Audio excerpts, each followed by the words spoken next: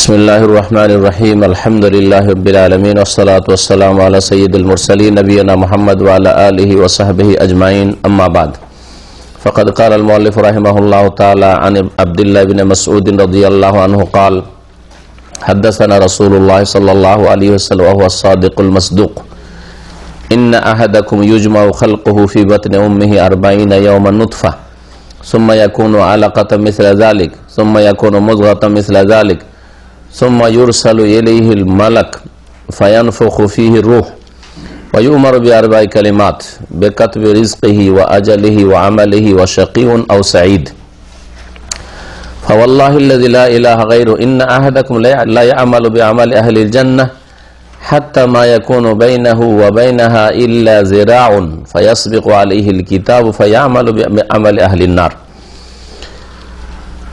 फयदख़ुलुहा व इन्न अहदकुम ला यअमलु बिअमलि अहलिन नार हत्ता मा यकूनु बैनहु व बैनहा इल्ला ज़िरा फयस्बिक़ु अलैहिल किताब फयअमलु बिअमलि अहलिल जन्नह फयदख़ुलुहा রাওয়াহুল বুখারী ও মুসলিম। মহান আল্লাহর সমস্ত প্রশংসা, সালাত এবং সালাম নাযিল প্রিয় নবী মুহাম্মদ রাসূলুল্লাহ সাল্লাল্লাহু আলাইহি সাল্লামের উপর। আমাদের 40 হাদিসের যে দর্স ইসলামিক সেন্টার রাকায় চলছে তার চতুর্থ হাদিস আজকে। আব্দুল্লাহ বিন মাসউদ রাদিয়াল্লাহু তাআলা আনহু থেকে বর্ণিত, তিনি বলছেন যে আমাদেরকে রাসূলুল্লাহ সাল্লাল্লাহু আলাইহি সাল্লাম বর্ণনা করেন, আর তিনি হচ্ছেন বড় সত্যবাদী আস-সাদিক। আলিফ লাম ইস্তিগরাকের জন্য, যেমন আলহামদ মানে যাবতীয় প্রশংসা, তেমন আস-সাদিক মানে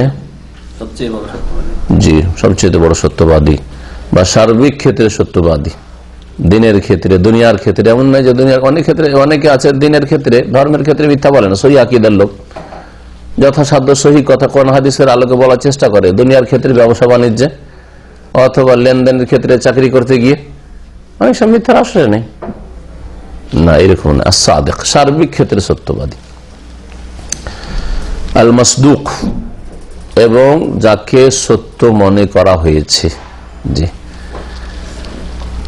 আল্লাহ রাব্বুল আলামিন তার সত্যায়ন করেছেন, আম্বিয়া রাসূলগণ তার সত্যায়ন করেছেন, সুসংবাদ দিয়েছেন, এবং সাহাবায়ে কেরামগণ নবী করিম সাল্লাল্লাহু আলাইহি ওয়াসাল্লাম যে কোনো কথা বলেছেন, নবী বলেছেন, হ্যাঁ বলেছেন, তাহলে বিশ্বাস করি। তিনি বলছেন, এটা হচ্ছে ভূমিকা স্বরূপ, যে যেই কথাগুলি বলছি এগুলি এমন ব্যক্তিত্ব থেকে বর্ণিত হয়েছে বা বর্ণনা করেছেন তিনি আস-সাদিক আল মাসদুক, যিনি মহাসত্যবাদী এবং যিনি এমন সত্যবাদী যে তার সত্যায়ন করা হয়েছে, তার সততার বা সত্যতার। ইন্না আহাদাকুম ইউজমাউ খালকুহু ফি বাতনি উম্মিহি 40 ইয়াওমান নুতফা, নিঃসন্দেহে তোমাদের যে কোনো ব্যক্তির সৃষ্টিকে একত্রিত করা হয়, মানে সৃষ্টি করাকে তার মায়ের গর্ভে 40 দিন শুক্র বিন্দু স্বরূপ, বীর্য স্বরূপ 40 দিন বীর্য অবস্থায় থাকে। সুম্মা ইয়াকুনু আলাকাতাম মিসলা যালিক বা মিসলা যালিক, সুম্মা ইয়াকুনু আলাকাতাম মিসলা যালিক, অতঃপর সেই বীর্যটি এই রকমই সময় ধরে, অর্থাৎ 40 দিন ধরে জমাট বাঁধা রক্তে রূপান্তরিত হয়ে থাকে বা রক্তের অবস্থায় থাকে। সুম্মা ইয়াকুনু মুযগাতাম মিসলা যালিক, অতঃপর এইরকমই সময় অর্থাৎ আরো 40 দিন গোশতের পিণ্ডের রূপ ধারণ করে থাকে, গোশতের পিণ্ড হয়ে জমাট বাঁধা রক্ত, তারপরে সেটা একটা গোশতের টুকরোর আকার ধারণ করে, সেটা 40 দিন ধরে, 3 40 120 দিন। 120 দিন মানে কয় মাস? 4 মাস হয়ে যায়। 4 মাস পরে তখন আত্মা দেওয়া হয়। সুম্মা ইউরসালু ইলাইহিল মালাক, অতঃপর সেই যে গোশতের পিণ্ডটি রয়েছে সে গোশতের পিণ্ডটির উদ্দেশ্যে একজন ফেরেশতাকে পাঠানো হয় আল্লাহ পাকের পক্ষ থেকে। ফায়ানফুখু ফীহি রূহা, অতঃপর তাতে সেই ফেরেশতা রূহ আত্মা ফুঁকে দেন, আত্মা ফুঁকে দেন। নাফাখে আনফুখ মানে ফুঁক দেওয়া, তাহলে বোঝা গেল যে ফেরেশতা কি করেন? ফুঁক দেন। একসাথে আমরা হাদিসের সংক্ষেপে যেহেতু ব্যাখ্যা করবো সেই জন্য ব্যাখ্যাগুলি করে চলে যাবো, আবার ফিরে আসবো না, কারণ আমরা কয়েকটা হাদিস আজকে সারবো। তো একটু থেমে থেমে জিনিসগুলি আমরা একসাথে জেনে নিই। একথা আপনাকে ঈমান রাখতে হবে যে কি হয়, হ্যাঁ 120 দিন পরে ফেরেশতা ফুঁক দেন, একটা ফুঁক দেওয়া হয়। এখন এই ফুঁকটা কেমন ভাবে দেওয়া হয়, কেমন ভাবে জরায়ুতে পৌঁছে, রেহেমে পৌঁছে, এর ধরন আমাদের জানা নেই। অল কাইফ মজহুল, অজ্ঞাত, আল্লাহ পাক ভালো জানে। এই জন্য ঈসা আলাইহিস সালামের সৃষ্টির ক্ষেত্রেও যেহেতু তার বাপ ছিল না, হ্যাঁ তাই না, সেই জন্য আল্লাহ রাব্বুল আলামিন জিবরাইল আলাইহিস সালামকে দিয়ে ফুঁক দেওয়িয়েছেন মারিয়াম আলাইহিস সালামের শরীরে। জি, ফুঁক দেওয়িয়েছেন। সূরা মারিয়াম পড়ে দেখেন হাফেজ সাহেবরা, কি আছে? হ্যাঁ মাঝখান থেকে পড়া মুশকিল, একদিক থেকে পড়লে তো আমি আপনাদের চাইতে বড় হাফেজ, এখন যদি হাফেজকে লাগাই তো ফেল করবে। ফিল কিতাব মারিয়াম আকমিল, দেখি পড়া হাফেজা পড়া করো। ইযিন তাবাযাত মিন আহলিহা মাকানান শারকিয়া ফাত্তাখাযাত মিন দুনিহিম হিজাবান ফারসালনা ইলাইহা রূহানা ফাতামাসসালা লাহা বাশারান সাওয়িয়া ক্বালা ইন্নী বাশারান শাকিয়া ক্বালাত ইন্নী আউযু বিররহমানি মিনকা ইন কুনতা তাকিয়া। হ্যাঁ, তারপর অন্য জায়গায় রয়েছে ফানাফাখনা ফীহি মির রূহিনা ওয়া সাদ্দাকাত বিকালিমাতি রাব্বিহা, এই যে আমি আমার রূহ তাতে কি করেছিলাম, ফুঁকেছিলাম। জি, সূরা তাহরিমে রয়েছে। তো রূহ ফোঁকা হয়েছে। এখন এই যে রূহ ফুঁক দিয়েছেন জিবরাইল আলাইহিস সালাম, কিভাবে ফুঁক দিয়েছেন আর কিভাবে গেল এর ধর আল্লাহ জানেন। জি, তো এখানেও ফেরেশতাকে নিযুক্ত করা হয় এবং ফেরেশতা ফুঁকে। ওয়ায়ুমারু বিআরবা'i কালিমাতিন, আর 4টি কথা লিখার নির্দেশ দেওয়া হয়। কাকে নির্দেশ দেওয়া হয়? ফেরেশতাকে। বেকাতবে রিজকিহি, তার রিজক লিখে দাও। এক তো আসমান জমিন সৃষ্টির 50,000 বছর আগে সমস্ত মাখলুকাতের তাকদীর লেখা আছে, হ্যাঁ। আর এটা হচ্ছে আর তাকদীর আল উমরি, একজন মানুষের যে পুরো আয়ু রয়েছে এর জন্মের পূর্বে লিখা, এটা লিখা। জি, আর তারপরে ওয়াজালিহি, তার মৃত্যুর সময় লিখে দাও। আজাল মানে এখানে মওতের সময়, কখন মারা যাবে, কি অবস্থায় মারা যাবে। ও আমালিহি, এবং তার কাজকর্ম লিখে দাও, শিক্ষা লাভ করবে করবে না, শিক্ষার কর্ম, তার কাজকর্ম কেমন হবে। তারপরে এই আমালি কথাটি ব্যাপক, তাহলে দুনিয়ার আমল, দিনের আমল। আর তারপরে আমল করলো, দিনের আমল হয়তো ভালো করলো, কিন্তু শেষ পরিণামে সে কেমন হবে। ওয়াশাকিউন আম আও সাঈদুন, 4 নম্বরে যেটা লেখা হবে সেটা হচ্ছে সেই ব্যক্তি, হ্যাঁ, হতভাগা দুর্ভাগ্য নাকি সাঈদুন ভাগ্যবান, সে নেক হবে। সাঈদ মানে নেক, সৎ, সৎ হয়েছে দুনিয়া থেকে বিদায় নিয়ে মারা যাবে, নাকি শাকিউন, হ্যাঁ, বদ প্রকৃত হয়ে মারা যাবে, হতভাগা হয়ে মারা যাবে। ওয়াল্লাহি, আল্লাহর শপথ করে বলছি, আল্লাযী লা ইলাহা গায়রুহু, যার ছাড়া কোনো সত্য মাবুদ নেই, ইন্না আহাদাকুম লা ইয়ামালু বিআমালি আহলি জান্নাহ, নিঃসন্দেহে তোমাদের যে কোনো ব্যক্তি এমন হয় যে জান্নাতীদের কাজগুলি করে। একদল আছে, 2 দল। এক দল আছে যে যারা জান্নাতের কাজগুলি করে, জান্নাতীরা যেমন ভালো কাজ করে ওই রকম কাজ করে যায়। হাত্তা মা ইয়াকুনু বাইনাহু ওয়া বাইনাহা ইল্লা যিরা, এমন কি তার মাঝে এবং জান্নাতের মাঝে মাত্র 1 হাত থেকে যায়, যিরা 1 হাত। ফায়াসবিকু আলাইহিল কিতাব, অতঃপর তার ওপর তার যে লিখনি রয়েছে তা প্রাধান্য পেয়ে যায়, তার এই রকমের কর্ম থেকে এগিয়ে যায়। ফায়ামালু বিআমালি আহলিন নার, অতঃপর সে কর্ম করতে লাগে জাহান্নামীদের কর্ম, শেষখানে গিয়ে জাহান্নামীদের কাজ করা শুরু করে। ফায়াদখুলুহা, অতঃপর তাতে প্রবেশ করে, জাহান্নামী হয়ে যায়।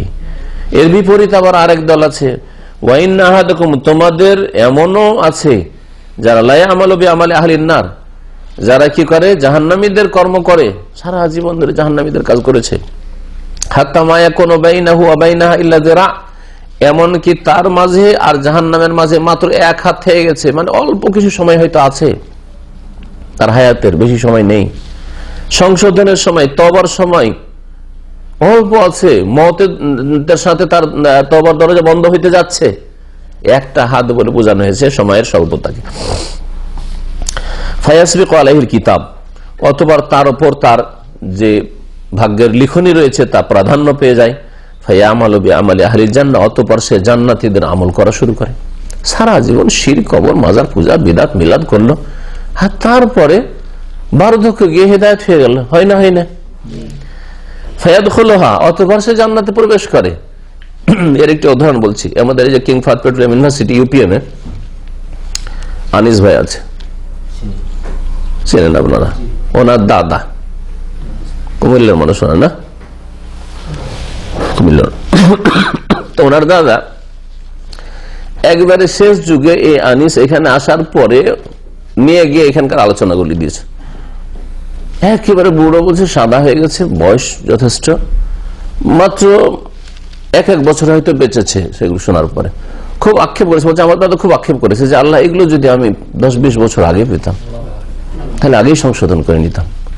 শিক্ষিত মানুষ, জ্ঞানী মানুষ, বুড়ো হয়ে গেল। আর আল্লাহ সবচেয়ে বড় কথা, অনেক শিক্ষিত আছে, গুমরাহ আছে, দুনিয়ার শিক্ষিত, কিন্তু ও মগজকে বন্ধ রেখেছে, আমি শুনবো না, আমি পড়বো না, আমি যেটাতে আছি ওইটাই হচ্ছে জান্নাতের রাস্তা, যার ফলে হেদায়েত পাই না। কিন্তু আল্লাহ পাক যাকে হেদায়েত করবে তার মগজ খুলে যাবে, না শুনতে অসুবিধা কি, এরকম কথা বেরিয়ে যাবে, এরকম মন মেজাজ তৈরি হবে। তারপরে খুব আমাকে বলেছে ওই ভাই যে খুব আক্ষেপ করতো মাঝে মাঝে, যেটা যদি অনেক আগে পেতাম, অনেক আগে পেতাম, কিন্তু আলহামদুলিল্লাহ শেষকালে সংশোধন করে মারা গেছে। এর বিপরীত আছে, আমি অনেক লোককে জানি যারা মাদ্রাসায় পড়ার লোক, যথেষ্ট পড়েছে, আশ্চর্য লাগবে যে এরকম এলিম ছিল, দিনের দাওয়াতের কাজ করেছে, শেষখানে গিয়ে গুমরাহে মারা গেছে।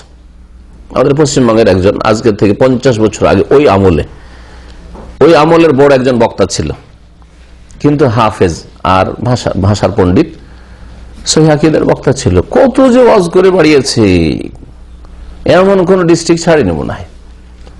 আর শেষখানে তার কাছে শয়তান চলে আসলো, সে বলছে যে আমি অনেক কিছু অদৃশ্য দেখছি, দিয়ে নির্জনতা অবলম্বন করলো, আন্ডারগ্রাউন্ডে থাকা শুরু করলো, কোন মানুষের সাথে দেখা সাক্ষাৎ করে না।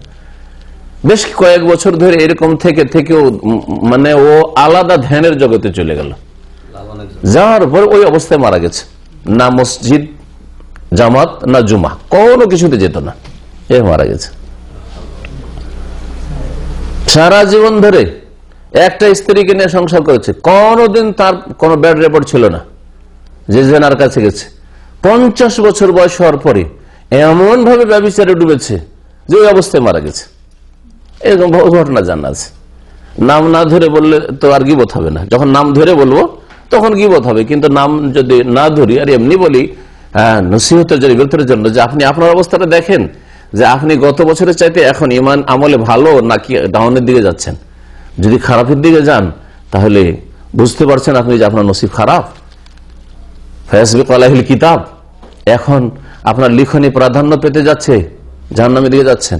আর যদি দেখা যায় আলহামদুলিল্লাহ আমি ভালোর দিকে যাচ্ছি, তখন আমার 5 বছর 10 বছর আগে যে আমার ইমান আমলের অবস্থা ছিল, আমার ইবাদত বন্দেগী আর দোয়া জিকির আজকার ইত্যাদি বা ইলম আমল সবকিছু যে অবস্থাটা ছিল তার চেয়ে অনেক ভালো আলহামদুলিল্লাহ। প্রতি বছর প্রোগ্রেস হচ্ছে, তাহলে আলহামদুলিল্লাহ বলেন। জি হ্যাঁ, আলহামদুলিল্লাহ। আল্লাহ পাক রব্বুল আলামিন যেন আমাদেরকে ইস্তিকামা দান করেন, দিনের উপর অটলতা দান করেন। এই জন্য ইস্তিকামার অত্যন্ত গুরুত্ব বেশি রয়েছে, দিনের উপর অটলতা। নবী সাল্লাল্লাহু আলাইহি ওয়াসাল্লাম কি বলেছেন? কুল আমানতু বিল্লাহ, একটি কথা, একটি উপদেশ চেয়েছিলেন যে এমন একটা কথা বলেন আমাকে ইসলামে, কুল্লি ফিল ইসলামে কওলান, এতে আসবে যে এই সম্পর্কে যেন আর জিজ্ঞাসা না করতে হয়, লা আসালু আনহু আহাদান বাদাক। নবী সাল্লাল্লাহু আলাইহি ওয়াসাল্লাম বলেছেন আমানতু বিল্লাহ বলো, সুম্মা ইস্তাকিম, সোজা একবারে অটল থাকো দিনের উপর, যাতে করে এদিক ওদিক বাঁকা না হয়, না আকীদার ক্ষেত্রে, না ইবাদতের ক্ষেত্রে গাফিলতি, না আখলাকের ক্ষেত্রে। অনেকে হয়তো ইবাদত আকীদা তো ঠিক আছে, না আখলাকের ক্ষেত্রে গাফিলতি। সহি আকীদার লোক কিন্তু চরিত্র নষ্ট হয়ে গেছে শেষ জীবনে। জি, আল্লাহ পাক যেন আমাদের হেফাজত করেন। আল্লাহ রহমত ছাড়া কোনো উপায় নেই। কিন্তু আমাদের কর্মের অবশ্যই দখল আছে। আল্লাহ রহমত কখনো আপনাকে চেষ্টা করতে হবে। রাওয়াহুল বুখারী ও মুসলিম। জি, এই হচ্ছে নবী করিম সাল্লাল্লাহু আলাইহি সাল্লামের হাদিস। এই হাদিসে আয়ুর কথা আসলো। আমি দু একটি প্রশ্ন করি আপনাদেরকে। আচ্ছা, আয়ু মানুষের সুস্থতা বা অসুস্থতার উপর কি নির্ভরশীল? যে একটা লোক শরীর স্বাস্থ্যের দিক থেকে খুব ভালো, কোন রকমের রোগ নেই, সে যেন অনেক বয়স পেতে পারে, আর একজন লোক সব সময় রোগাক্রান্ত, যার ফলে তার আয়ু কম হইতে পারে, এরকমটা আছে কি?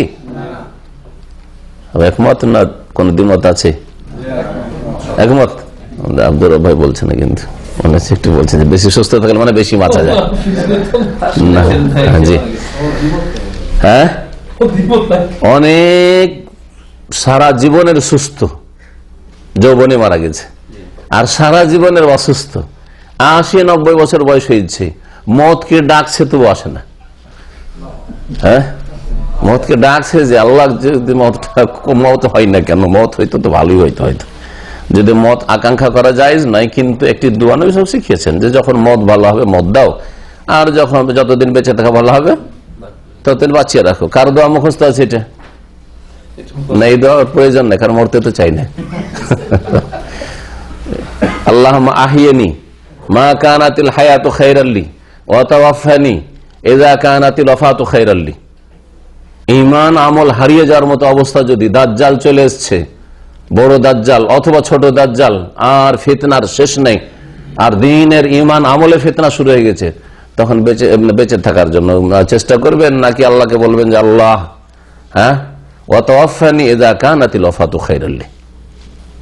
বলবেন না? আল্লাহ যখন ইন্তেকাল করাই, তোমার কাছে চলে যাওয়াই যখন আমার জন্য ভালো হবে, তখন তাড়াতাড়ি আমাকে তুমি আমার রূহ গ্রহণ করো। জি, তাহলে সুস্থতা অসুস্থতার একটি প্রশ্ন। আর একটি প্রশ্ন করছি, এটা কি বংশগত বিষয়? আয়ু দীর্ঘ হওয়া অথবা আয়ু কম হওয়া, এটা কি বংশগত বিষয়? যে কোনো বংশের লোক, লা ইলাহা ইল্লাল্লাহ, কোন বংশের লোক বেশি বাঁচে। সাধারণত দেখা যায় যে এক একটা বংশের লোক 80-90 এতে কমে মরে না। তো তাই বলে কি সবাই ওইরকম বাঁচবে ওই বংশের? না ব্যতিক্রম হইতে পারে? তাই এটা বংশীয় বিষয় নয়, এটা বংশীয় বিষয় নয়। আয়ুর বিষয়টি 1 সেকেন্ড আগে পরে হবে না, তাই না? শাইখ ইবনে হাসান রাহমাতুল্লাহ একটা খুব সুন্দর ঘটনা তার চোখের সামনে বয়ান করেছেন, ওনাইজা কাসিমে ঘটেছে। বলছে, মাররা দাব্বাবুন আইদার রাজান্নার ইয়াবে তাকাতু। একটি মোটরসাইকেল একজন লোক যাচ্ছে, সিগন্যালের পাশে দাঁড়িয়েছে। ওয়াইদাবে সাইয়ারাতিন তরিদান তাকতা, আরেকটি গাড়ি এসে ক্রসিং করতে যাচ্ছে। ফাওয়াকাফা সাহেবুদ দাব্বাব, তখন ওই গাড়িটা দেখে মোটরসাইকেল দাঁড়িয়ে গেল থমকে, যে গাড়িটা চলে যাক। ইয়ানতাজির আবুর আস-সাইয়ারা ওয়া সাইয়ারাতু ওয়াকাফাত তানতাজির আবুর আদ-দাব্বাব। গাড়িওয়ালা ভাবলো যে বেচারা যখন মোটরসাইকেল যাচ্ছে চলে যাক, ও থেমে গেল ব্রেক করে। তারপরে এই দ্বিধাদ্বন্দ্বের মধ্যে দুইজনে, যে যখন এ থেমে গেল, ও বলছে যে ও যাবে, ও বলছে ও যাবে। গাড়িওয়ালা দেখলো যে তো যাচ্ছে না, তখন গাড়িওয়ালা টান দিচ্ছে। ও ভাবছে যে যখন ও থেমে গেছে তখন আমিও টান দিই, আর যেমনই টান দিচ্ছে ওর মধ্যে কয়েক সেকেন্ড মাত্র, বলছে সম্মান তালাকা জামিয়ান, দুইজনে একসাথেই টান দিয়েছে। ফাসওয়াদে মাদাব্বাবু ওয়া মাতার রাকিবু সুবহান আর-রাদিফ আল্লাযী খালফা ওয়ারা আস-সাইক। বলছেন যে যেমনই টান দিয়েছে মোটরসাইকেল, সেই সময় গাড়িও টান দিয়েছে, আর যে ব্যক্তি ছিল ওই এতে মোটরসাইকেলে, তার পিছনে একজন ছিল, সে সাথে সাথে মারা যায়। বলছে যে এই থামলো কেন? যে থামলো, এ তো হিকমত রয়েছে। জি হ্যাঁ, কারণ ওই প্রথমখানে যখন টান দিয়ে এসেছিল মোটরসাইকেল তো চলে যেতে পারতো, আর ও আসতে পারতো, আর ওই সময় হয়তো মতটা হইতো, কিন্তু ওই সময় হলো না, বা বেঁচে যেতে হইতো। আমরা অনেক সময় বলি যে একটু থামলে বেঁচে যেত, আরে থামবে না, ওর মত আছে, একটু থামলে বেঁচে যেত, একটু এরকম করলে বেঁচে যেত। হ্যাঁ, বাঁচতে বাঁচতে চলে গেল। বলি না আমরা এগুলো কথা, না না না না, বাঁচত না। তাই বলছেন ফাতাআম্মাল আল-আন, একটু চিন্তা করে দেখো, ওয়াকাফা হাযিহি দাকিকা, এই যে 1 মিনিট বা তারও কম একটু থামলো, মিন আজাল ইস্তিকমালিল আজাল, তার যে এখনো আয়ু সামান্য আছে ওইটা পুরা করার জন্য। সুবহানাল্লাহ। আপনারা বললেন, শেখও লিখেছেন সুবহানাল্লাহ। আল্লাহু আকবার। এই যে চা খাচ্ছেন আর হঠাৎ করে মত এলো, ওই যদি 1 ঢোক বাকি থাকে, যখন ওইটা না টানবেন মত আসবে না, যদি আপনার রিজিক ওইটা থাকে, রিজিক আছে অতটুকু। ওয়ালা ইউআখিরুল্লাহু নাফসান ইযা জা আজালুহা, কোন ব্যক্তিকে আল্লাহ পাক বিলম্ব করবেন না তার আত্মগ্রহণ করতে যখন তার সময় চলে আসবে, মত চলে আসবে। সূরা মুনাফিকুন আয়াত নম্বর 11। নবী সাল্লাল্লাহু আলাইহি ওয়াসাল্লাম হাদিস রয়েছে ইবনে মাজাহ, লান তামুতা নাফসুন হাত্তা তাস্তাকমিলা রিজকাহা, কোন মানুষ মরবে না যতক্ষণ পর্যন্ত তার রিজিক সম্পূর্ণ না করে নেবে। রিজিক সম্পূর্ণ হয়ে মরবেন না আপনি, যতই মরতে চান চেষ্টা করলে মরবেন না। অনেকে ফাঁসি দিতে গেছে, অনেকে বিষ খেয়ে মরতে চেয়েছে, বেঁচে গেছে। হ্যাঁ, শেষ সময়ে যে খারাপ হয়ে যাওয়ার, আমি নিজের কিছু ঘটনা আপনাদেরকে নাম না উল্লেখ করে বললাম, শেখ এরকম কিছু বর্ণনা করেছেন। নবী সাল্লাল্লাহু আলাইহি ওয়াসাল্লামের জামানার ঘটনা বর্ণনা করেছেন। একজন লোক খুব জিহাদ করেছিল, আর যখন একবার ক্ষত বিক্ষত হয়ে গেল তখন কি করেছিল? হ্যাঁ, পাড়ে একটু আড়ে গিয়ে পেটে তার নিজের অস্ত্র তরবারি রেখে দিয়ে নিজে আত্মহত্যা করেছে না করেনি? অথচ বড় মুজাহিদ ছিল। সাহাবীরা বলেছেন যে ইয়া রাসূলুল্লাহ, সে জান্নাতি। নবী সাল্লাল্লাহু আলাইহি ওয়াসাল্লাম বলেছেন হুয়া মিন আহলিন নার, জাহান্নামী। আর আরেকটি লোক 1 ওয়াক্ত নামাজ পড়েনি, ওসাইরম ছিল, আনসারী, আর ইসলামের বড় শত্রু ছিল। কিন্তু ওই ওহদ যুদ্ধের সময় তার অন্তরে হঠাৎ করে ঈমান চলে আসলো, ঈমান নিয়ে আসলো। ঈমান নিয়ে আসার পরে ওই সকালবেলা ঈমান নিয়ে এসছে, আর জোহরের নামাজ রক্ত হয়নি, জিহাদের ময়দানে চলেছে ওহদে, ওয়া কুতিলা শাহীদান লাম ইয়াসজুদ লিল্লাহি সাজদা। শেখ সাফিউর মুবারকপুরি রাহিকুল মাখতুমে লিখেছেন যে রাজুলুন দাখালাল জান্নাতা ওয়া লাম ইয়াসজুদ লিল্লাহি সাজদা, একজন লোক জান্নাতে শহীদ, অথচ একটা সিজদাও জিন্দেগিতে আল্লাহকে করে। ওসাইরম, জি, এর নাম তাকদীর, ওসাইরম, ওসাইরম, জি।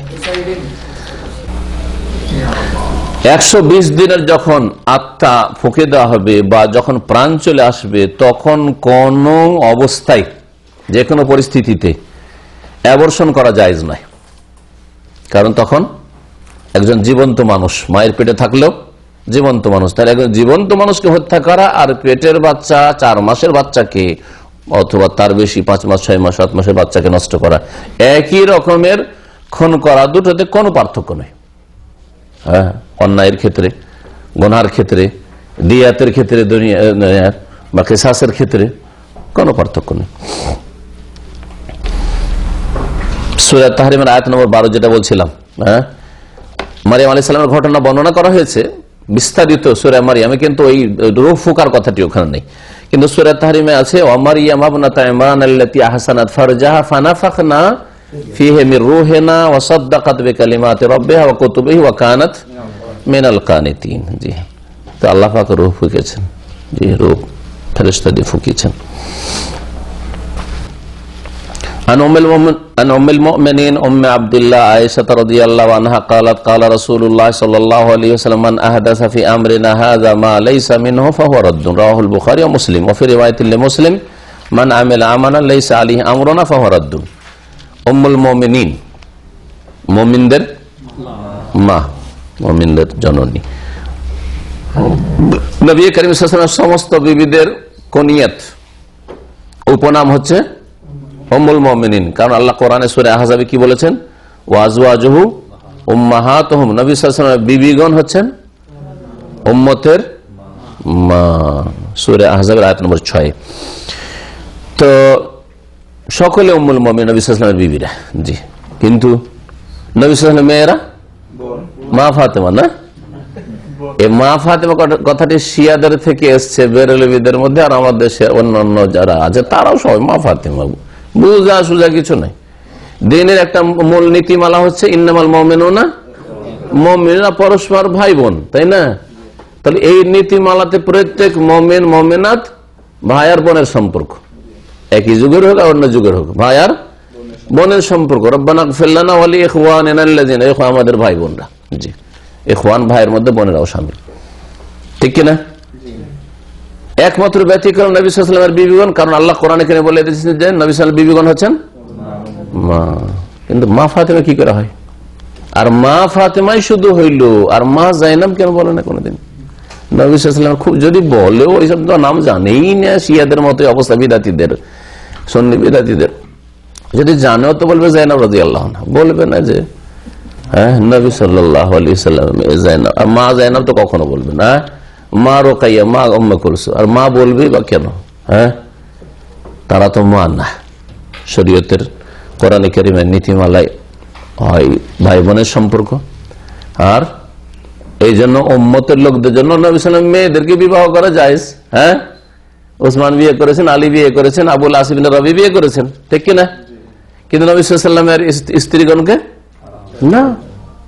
ওয়ালা আন তানকিহু আজওয়াজাহু মিন বাদিহি আবাদা, নবী সাল্লাল্লাহু আলাইহি ওয়াসাল্লাম ইন্তেকালের পর তার বিবিদেরকে কেউ তোমরা কখনো বিয়ে করতে পারবে না।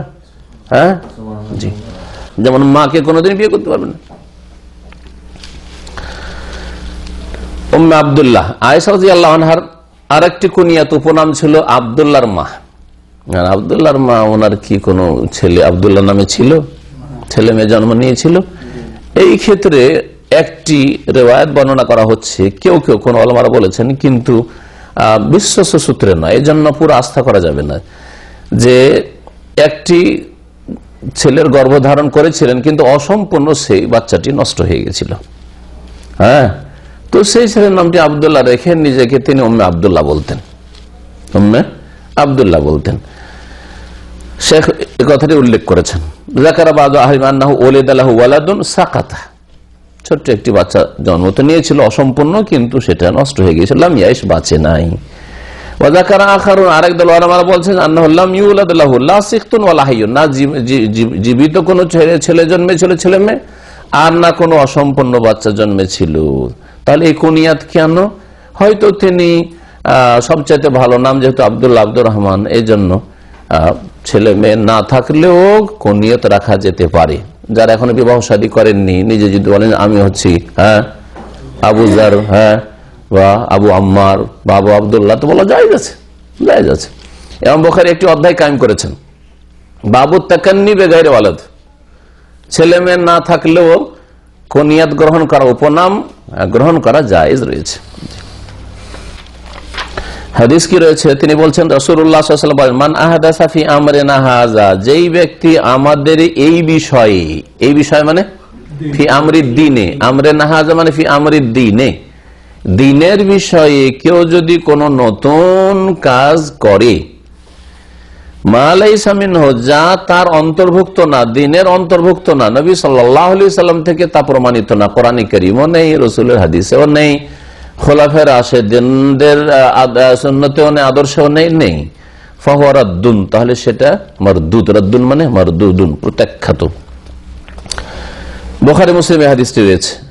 আর সহিহ মুসলিমে রয়েছে, মান আমিলা আমালান, কেউ যদি এমন কোন কাজ করে, লাইসা আলাইহি আমরুন না, যার ওপর আমার আদর্শ নেই, মানে ওই কাজের উপর আমার আদর্শ নেই, মানে ওই রকম আমার আদর্শ নয়, ফাহুয়া রাদ্দুন, তো সেটা প্রত্যাখ্যাত।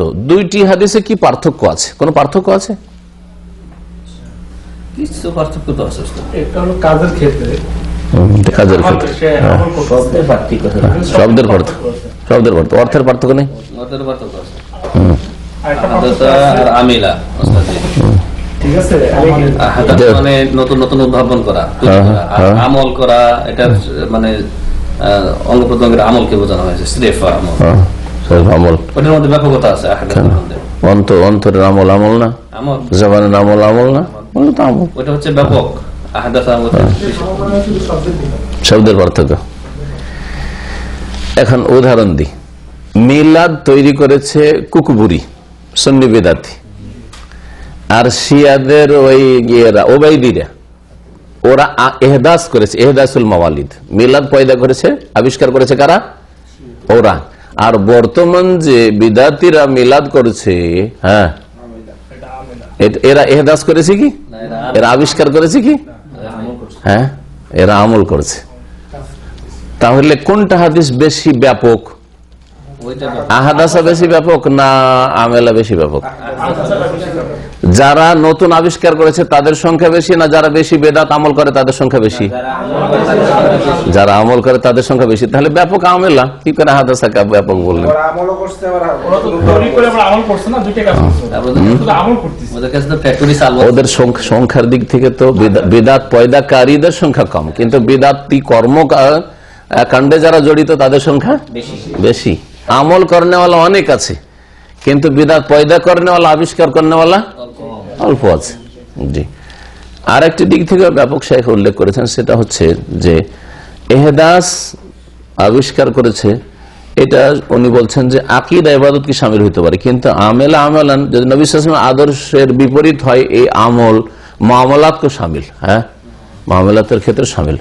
নবী করিম সাল্লাল্লাহু আলাইহি ওয়াসাল্লামের আদর্শবিহীন মানে শরীয়ত বিরোধী কেউ যদি কোন মামলাত করে, লেনদেন করে, ব্যবসা বাণিজ্য, নবী সাল্লাল্লাহু আলাইহি ওয়াসাল্লামের শরীয়তে হালাল ব্যবসা রয়েছে, কেউ যদি হারাম ব্যবসা করে তাহলে সেই হারাম ব্যবসা, হারাম শর্ত লাগায়, তাহলে সেটা হ্যাঁ নতুন আবিষ্কার তো নাই কিছু, কিন্তু এটা আমল।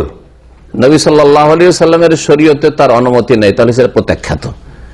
যেমন কেউ যদি শর্ত লাগায়, যেমন আমরা বিবাহের শর্তে বলে আমি 2 সপ্তাহ আগে আলোচনা করলাম, অনেক নাজায়েজ শর্ত আছে না, নাজায়েজ শর্ত।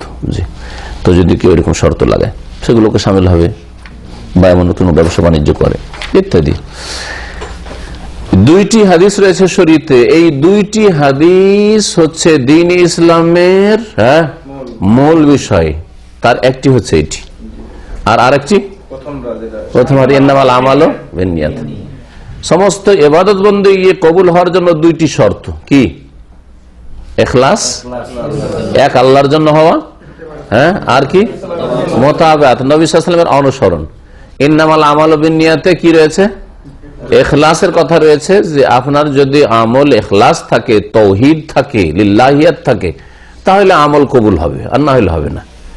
আর এই হাদিসে কি বলা হয়েছে, যে আপনার আমল যদি নবী সাল্লাল্লাহু আলাইহি ওয়াসাল্লামের সুন্নতের অনুকূলে হয়, শরীয়ত সম্মত হয়, তাহলে কবুল হবে, আর না হলে কবুল হবে না। ইত্তেবা যদি না থাকে, অনুসরণ যদি না থাকে নবী সাল্লাল্লাহু আলাইহি ওয়াসাল্লামের, তাহলে আমল কবুল হবে না।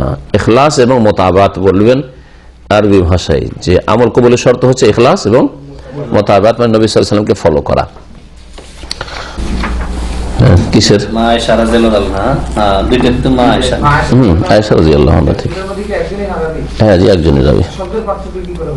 হ্যাঁ, শব্দের পার্থক্য না, আমেল আর আহাদাসা হইতে পারে, 2বার নবী সাল্লাল্লাহু আলাইহি ওয়াসাল্লাম 2 রকম বলেছেন, এটা হইতে পারে। জি, একটা কথা আপনি 2বার আপনার বিবিকে 2 রকম করে বলেন না? হ্যাঁ, বিদআতকে বোঝার জন্য 2-1টি কথা জেনে নেন, গুরুত্বপূর্ণ। নবী সাল্লাল্লাহু আলাইহি ওয়াসাল্লামের পুরোপুরি অনুসরণ না করলে সে আমলটা কি হবে? ওই আমলটার নাম কি? বিদআত। হ্যাঁ, মাশাআল্লাহ, বিদআত। আর যদি ইখলাস না থাকে তো আমলের নাম কি? শিরক। বুঝা গেছে? তো নবী করিম সাল্লাল্লাহু আলাইহি ওয়াসাল্লামের অনুসরণ 6টি দিক পূর্ণ না করলে হয় না। নতুন কথা শোনান, 6টি দিক পুরা করতে হবে না, কোন দর্শে আসেনি, নতুন কথা শুনে রাখেন। শেখ বলছেন, আন্নাল মুতাবাআত লা তাতাহাক্কাকু ইল্লা ইযা কানা আল আমালু মুওয়াফিকান লিশ-শরিয়ত ফি উমুরিন সিত্তা। নবী সাল্লাল্লাহু আলাইহি ওয়াসাল্লামকে পুরোপুরি অনুসরণ করা হবে না যতক্ষণ পর্যন্ত আমলটি শরীয়তের মুওয়াফিক না হয়, অনুকূলে না হয়, বা শরীয়ত সম্মত না হয় 6 দিক থেকে, 1-2টি দিক না, হ্যাঁ 6 দিক থেকে আপনার আমলটি কি হতে হবে?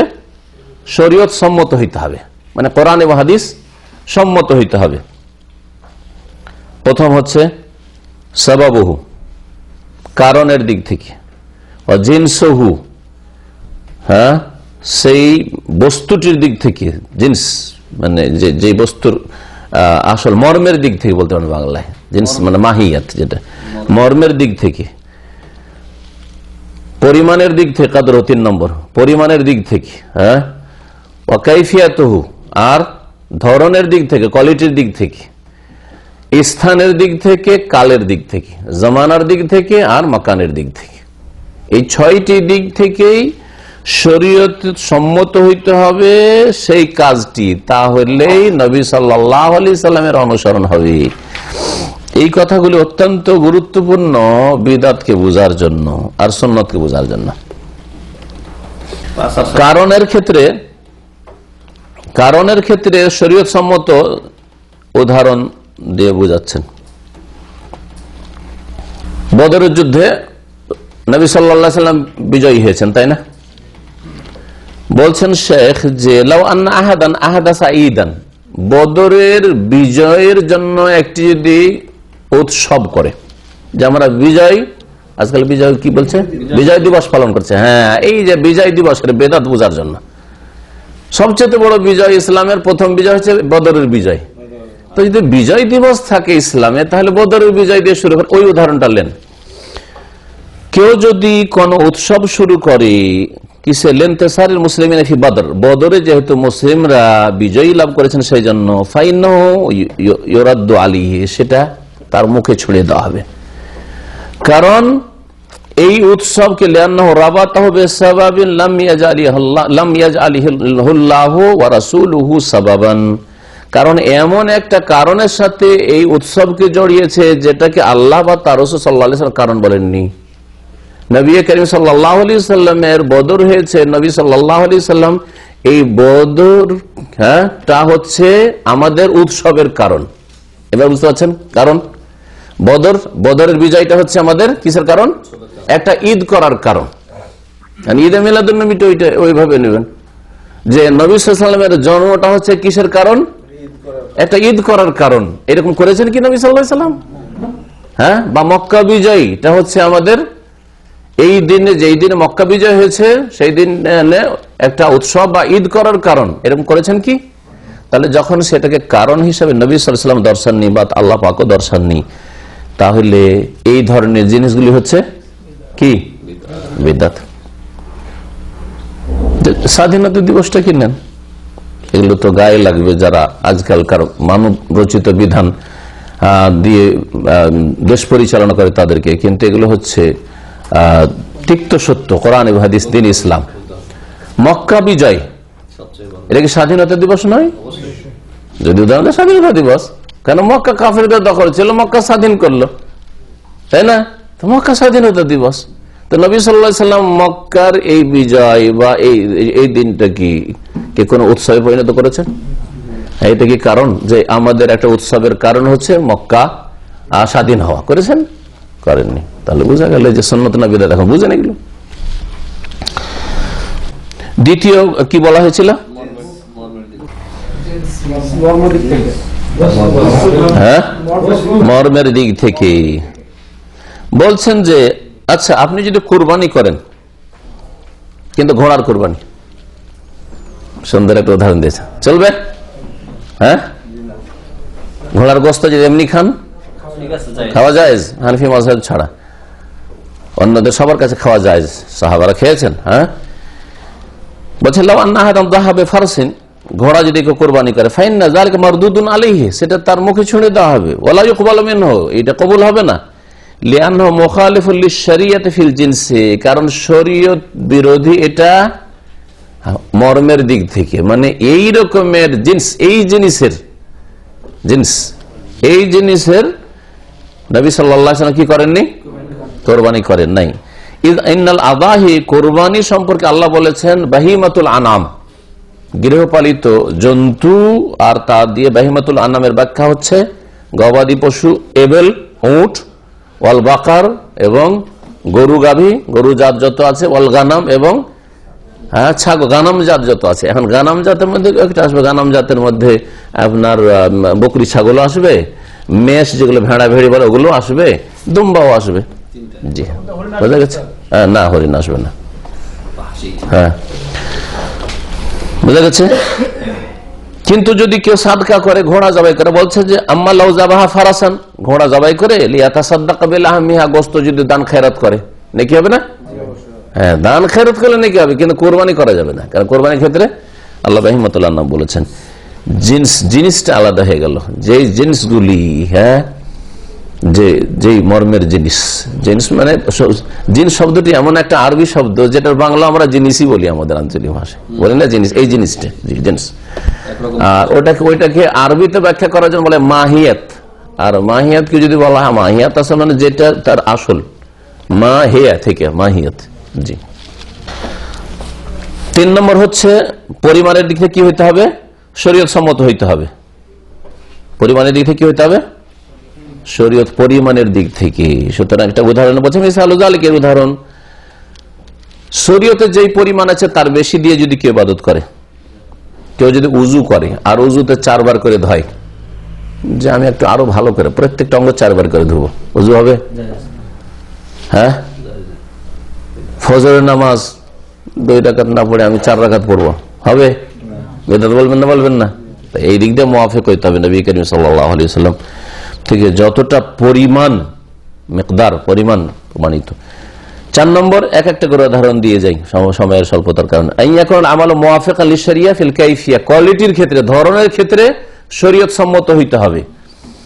সুতরাং যদি ধরনের ক্ষেত্রে রাসূলুল্লাহ সাল্লাল্লাহু আলাইহি ওয়াসাল্লামের তরিকা ছাড়া অন্য কোন তরিকায়, অন্য কোন ধরন দিয়ে যদি ইবাদত করে, তাহলে ইবাদতটা বিদআতি হবে, ইবাদত হবে, সুন্নতি হবে না, কবুল হবে না। বলছেন যে লাউ আন্না রাজুলান সাল্লা ওয়া সাজাদা ক্বাবলা আন ইয়ারকা, একজন লোক নামাজ পড়লো, রুকুর আগে সিজদা, সিজদা আগে পরে রুকু, নামাজ হবে? নামাজ হবে না। এটা তো বিদআতিরাও মেনে নেবে, কিন্তু বিদআতি ভাইদেরকে বলেন যে নবী সাল্লাল্লাহু আলাইহি ওয়াসাল্লাম তাকবীরে তাহরিমা দিয়ে নামাজ শুরু করেছেন, আপনি নামাইতো দিয়ে শুরু করবেন, আপনি জায়নামাজের দোয়া দিয়ে শুরু করবেন, আপনি ইফতাদাতু বিহাযাল ইমাম দিয়ে শুরু করলেন, তাহলে নবী সাল্লাল্লাহু আলাইহি ওয়াসাল্লামের কোয়ালিটির নামাজ হলো না? হলো কি? নবী সাল্লাল্লাহু আলাইহি ওয়াসাল্লামের কাইফিয়াতের ওই ধরনের নামাজ হইল না, সুতরাং আপনার এই নামাজ হবে না। জি। বরং এই ক্ষেত্রে দুটি ক্ষেত্রে বিরোধিতা, পরিমাণের দিক থেকেও বেশি, হ্যাঁ, আর ধরনের দিক থেকেও নবী সাল্লাল্লাহু আলাইহি ওয়াসাল্লামের নামাজের তরিকা বিরোধী। জি। 5 নম্বর কি বলা হয়েছিল? স্থানের দিক থেকে শরীয়ত সম্মত হইতে হবে না, স্থান আর কাল দুটো না। স্থান বলে দিয়ে স্থানের উদাহরণ দিয়ে দিই। সুতরাং বলছেন যে লাউ আন্না আহাদান ইতাকাফা ফি গায়রিল মাসাজিদ, ইতিকাফ কোথায় করতে হবে? মসজিদে। শেখ বলছেন কোন মানুষ যদি মসজিদ ছাড়া কোথায় ইতিকাফ করে, আমি ইসলাম সেন্টার শুরু করে দিলাম রমজান মাসে, দার্স এখানে দেবো, অথবা আমাদের ইসলাম সেন্টারে যেখানে অধিকাংশ দার্সগুলি এইখানে। ইফতার ক্যাম্পে, কারণ ইফতার ক্যাম্প ছেড়ে রমজান যেতে দেয় না 17 বছর ধরে, বলছেন না এখানে লোকের বৃহৎ স্বার্থে থাকতে হবে। ঠিক আছে, আমি গতবার একবার মনে মনে ভেবেছিলাম যে 10টা দিনে চলে যাবো, যে ওর চেয়ে বড় নেকি পাবে না আমাকে, বোঝাচ্ছে আমাদের কর্মকর্তা এইখানে থাকে। তা আমি ধরেন আমার ইফতার ক্যাম্পের ওই তাঁবুতেই আমি ইতিকাফ করা শুরু করলাম, আসার পরে বক্তব্য করে দিলাম আপনাদের, আর তারপরে আমি ইতিকাফ করলাম, হবে ইতিকাফ? ইতিকাফ হবে না। এই স্থানের ক্ষেত্রেও নবী সাল্লাল্লাহু আলাইহি ওয়াসাল্লামের নিয়ে আসা শরীয়তের মুওয়াফিক হইতে হবে, অনুকূল হইতে হবে। হ্যাঁ হ্যাঁ, ও তো আরো বড় অপরাধ। ছোট ছোট উদাহরণগুলি দিয়েছে এতে। সময়ের ক্ষেত্রে বলছেন যে কেউ যদি নামাজের সময় হওয়ার আগে নামাজ পড়ে নাই, হবে? হবে না। বলছেন যে ফালাউ সাল্লাহ সালাত ক্বাবলা দুখুলি ওয়াক্তিহা ফাসসালাতু গায়রু মাকবুলা, নামাজ হবে না, কারণ এখনো নামাজের সময় শুরু হয়নি। এইরকমই কেউ যদি কোরবানি করে ঈদের নামাজ পড়ার আগে, সকালবেলা কোরবানি করে গোস্ত খেয়ে দে ঈদের নামাজ পড়তে গেল, হবে? বলছেন যে হবে না, লাম তুকবাল, হবে না। জি। 6টির উদাহরণ হয়ে গেল মাশাআল্লাহ। জি, আরো মেলা উদাহরণ দিচ্ছে, আপনারা এখন বাকি উদাহরণগুলি দিতে পারবেন। হ্যাঁ, ঠিক আছে, বুঝতে পেরেছেন? জি জি। সময় যে শেষ, তাহলে হাদিস তো লম্বা আছে। কয়টা হাদিস পড়াইলাম? মাত্র হ্যাঁ, 3টা, মানে ওই মানাবেল আমালান দিয়ে। ইনশাআল্লাহ বৃহস্পতিবারে না কি বলে, বুধবারে। হ্যাঁ, কোনটা? হঠাৎ মানে হঠাৎ করে ওই হার্ট অ্যাটাকের বা ব্রেন স্ট্রোক, এই যে মৃত্যুগুলো আছে হঠাৎ, ঠিক আছে, কিন্তু হঠাৎ হইলেও এই নয় যে, বা দুর্ঘটনার ওখানে লেখা আছে, ওটাও লিখনি আছে, হ্যাঁ হ্যাঁ, সব লেখা আছে, সব লেখা। দাড়িকে হ্যাঁ, এত ছোট নয় যেটা যেটা এভাবে মানে দাড়ি মানে দাড়ি বড় থাকতে হবে। দাড়ি কমপক্ষে ফোকাহারা যেটুকু বলেছেন ওলামারা অধিকাংশ যে এক মুষ্টি, এটা থাকলে দাড়ি বলা যেতে পারে। বোঝা গেছে? দাড়ির ব্যাপারে আমরা উঠে গেলেন না, ইনশাআল্লাহ কোন একটা আলোচনাতে একটা প্রশ্ন করেন, দাড়ির ডিটেলস আলোচনা করে দেবো। দাড়ির ব্যাপারে 4-5টা মত আছে, সবগুলি জেনে নিয়ে যে যেমন সুবিধাবাদী ওইরকম হবে না। কে কোরআন হাদিসের অনুসারী আর কে সুবিধাবাদী, তখন ওইরকম হবে, বাইর করবেন। কিন্তু যারা এখানে রাখছে, হ্যাঁ বকরি দাড়ি, এই দাড়ি না।